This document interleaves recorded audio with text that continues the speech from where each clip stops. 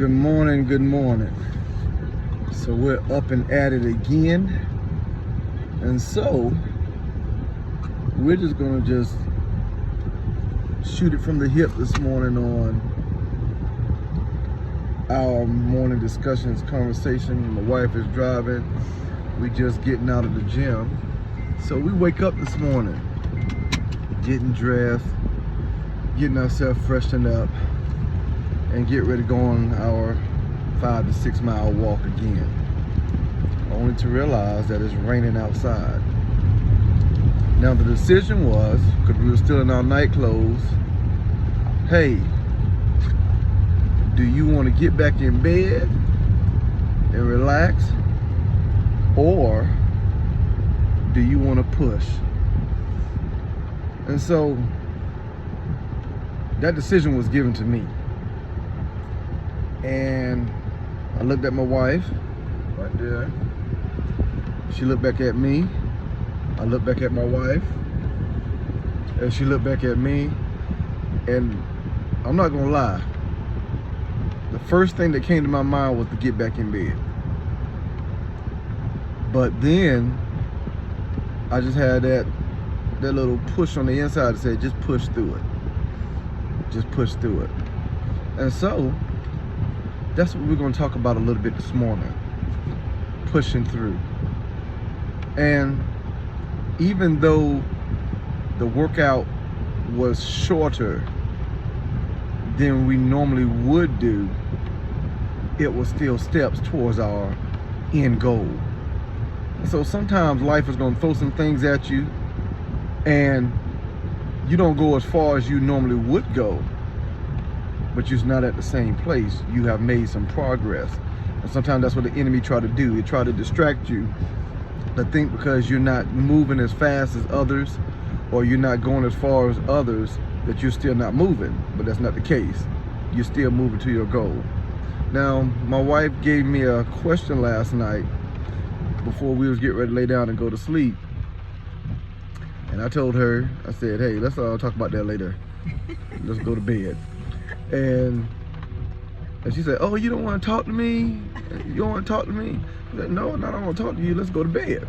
And so I'm gonna let my wife tell you a little bit of the question that she brought up.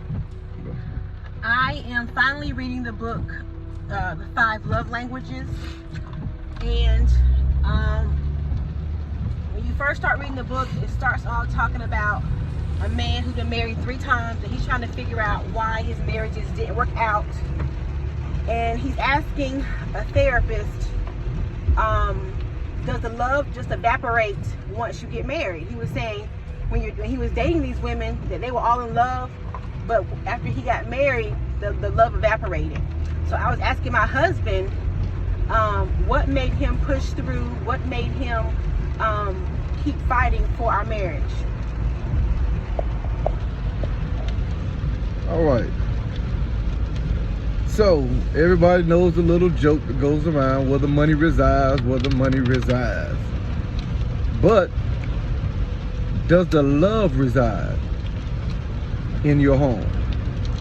I told my wife before we went to sleep, I don't think it's all about love, because your feelings and your emotions can change on a day-to-day basis. Do I feel like loving my wife every day? No, that's a decision that you make. Does she feel like loving me every day? Have I done some things that have pissed her off? Has she done some things that have pissed me off or have made me angry? For those that don't like the word piss. So, angry? Yes. But at the end of the day, it's not about love. It's a conscious decision that we make and say, hey, I'm gonna push through this because I love you. There's a point in our relationship that the love resides. Now, the thing is, love don't cultivate itself. You cultivate it. You have to be intentional on pruning that garden, mowing that grass, cutting those branches to make sure that your marriage or your relationship works. Love is a part of it. People don't stay with each other because they don't love each other. If they don't love each other, they might as well be separated, be single, be by themselves. Love is a part of the process. But is that the defining factor that keeps you together? No. I believe that the commitment and the conscious decision to stay together and work through things lets you know that there's a push and a drive that's relevant there that helps you keep going. Tomorrow, our feelings might be different. Today, our feelings may be different. That's why you can't let your feelings lead you. Feelings are deceptive, so you can't let your feelings lead you. Like you said, it's more about decisions that you make, the conscious choices that you make. And also too, oftentimes people don't think about relationships that are tied into your marriage. People don't think about the friends and the family and the children that you also committed to once you said, I do. So it's definitely more than just love. It is about the commitment and the relationships. And it depends on your relationship with God also.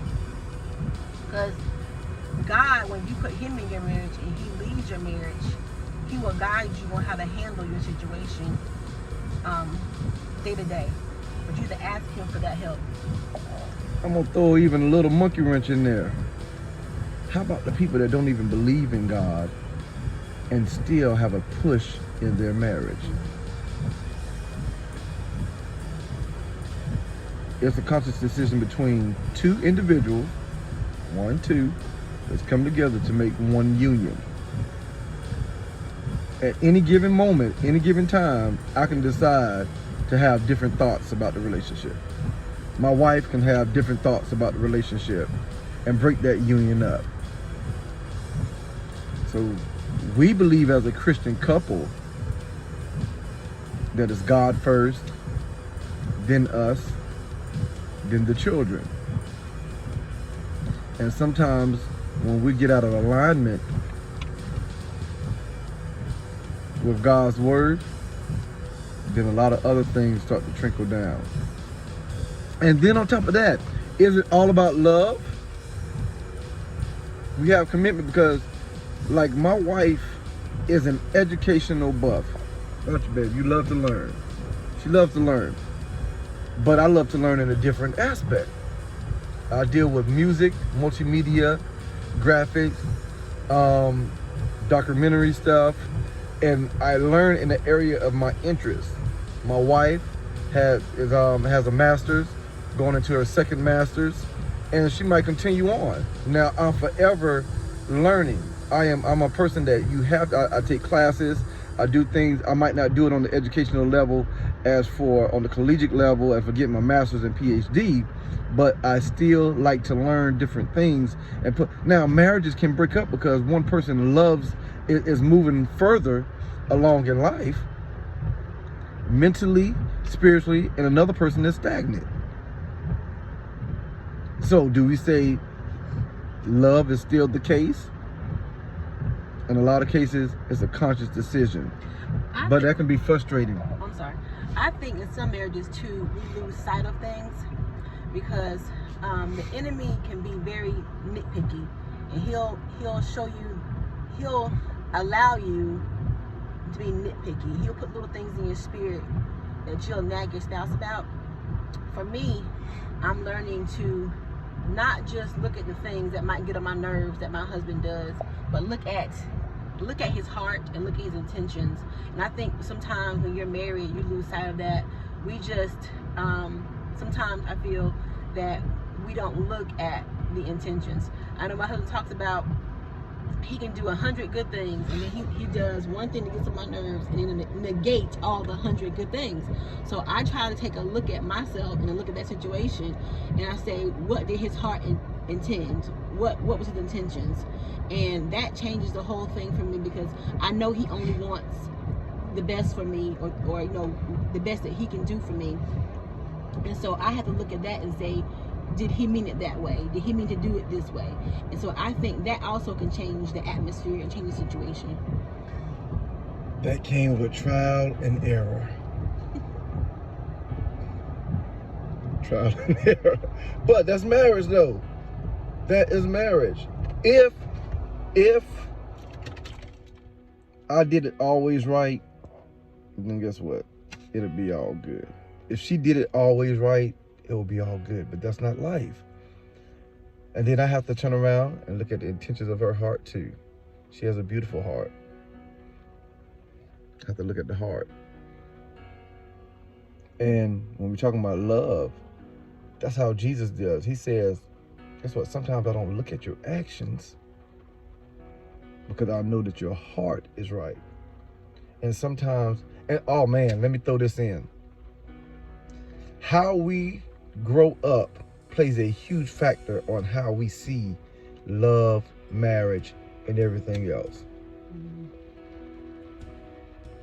You might not necessarily think of it before getting married, but once you get married, there are certain things that are placed in you subconsciously, unconsciously, and consciously that you don't really think about until you get married.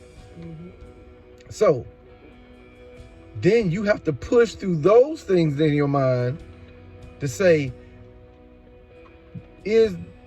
are those things that I've learned growing up, is this going to help my marriage now? Or are we going to have to find another way to operate together? Because how I was raised, how she was raised, it's not going to work this way. We have to find a common ground to make this thing work. Now, that's a push. Now, that's when you say, what does love have to do with it? Because in those moments of trying to make something work that normally shouldn't go together, it's yin and yang. You know, it's like you got two magnets that's trying to come together with the same polarity and stuff, and they're pushing against each other. That's when you learn the person's heart, you learn their intentions, you understand them. We are still growing each and every day together. We're still growing. And so today we're talking about pushing through. It's raining outside. You can see outside. It's raining. And we're out here still pushing, trying to work through for this body. But we're using these morning chronicles to build a relationship with one another and talk about questions that we're bringing up to each other. You have anything else to say, babe? No, I totally agree. I think we were married this is going on 16 years. And I'm glad we pushed through. For me, the first about 7 years, I was clueless on my role as a wife. I was really learning because I didn't grow up in a married household. My parents were separated. So I didn't grow up in a married household. So I really had to learn how to be a wife. Being a mother came easy to me because I had a good mother. Being a mother was very natural for me. But being a wife, I really had to learn my role as a wife. And also by him being in ministry, I had to learn that role also. I had to learn, I joke to him all the time about, you can sing, you can play the piano or the organ, and you can direct the choir, you can look back toward the audio ministry and tell them what to do all at one time. But I'll ask you to go to the grocery store and you'll forget everything I asked you to get. Or I'll call you while you're in the grocery store and you'll tell me I can't talk because I can't multitask.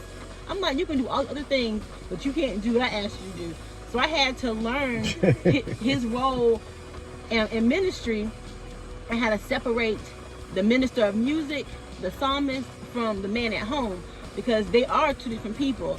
So I had to really learn my role as a wife, but also learn my role being married to a man in ministry. And so it took me some time, but I'm glad that we pushed through. It was so worth it because we are so much stronger on the other side. So I encourage people to push through. I know it seems hard. Push through in your marriage, push through in your family, because you're building legacy. And if you need people to help you push through, reach out. Don't be afraid to reach out to people and tell them, hey, I'm struggling. And because people really want to help. Find sound people, find sound couples in your family or in your church or in your friend group that can really help you, because I'm glad we pushed through. It's so much sweeter on this side. Pushing through, it is what it is. I don't want to be in the norm to where everyone is giving up. And the thing about it is, we will push for money and other things that interest our heart. But some things are not going to be an interest to us. Some things are not going to be easy. Some things are not going to feel good.